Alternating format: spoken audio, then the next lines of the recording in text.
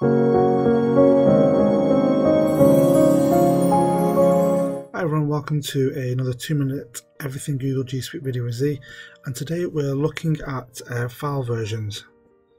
One of the single great features about Google G Suite and in particular Docs is its ability to be able to go back to previous versions of your document. So say for example you've created a file and over the period of 2 to 3 weeks or months that you keep making changes to it, what Google allows you to do is able to put your document back to the way it was several weeks or months ago, which is a great feature, especially if you're looking at how things are developing, for example in a project, or if you're a teacher and you're looking at how your students are basically progressing with the feedback you're leaving and the additional work that they're doing. So I've gone into my Google Drive. This is a file I've done earlier.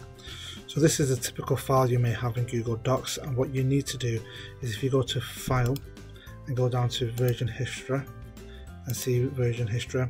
So what you see now on the right hand side is every time you make a change to your document, it logs it against this little bar here. So if the title you changed, added a picture, added some text in, deleted some text, and you can flip between various dates of your file, so you can see the way it was on the 26th of November at 11:36.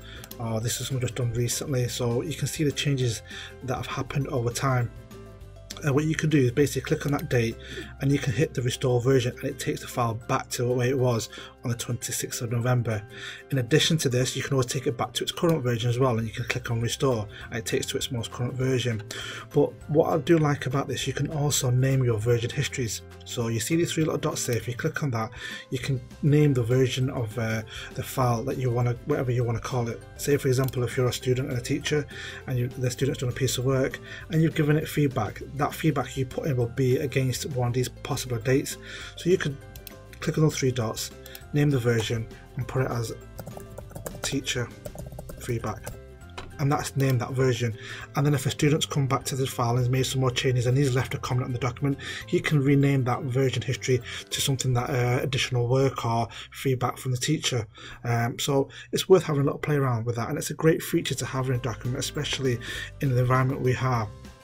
And what we've also found is basically we've not had to go back to backup systems that we use in the school and businesses to be able to pull back files that someone might have deleted accidentally or overwritten stuff that they've done previously, sort of thing. So it's a great feature to have, and it saved us a hell of a lot of time here. So have a little play around with it, let me know what you think, and I'll see you in the next video.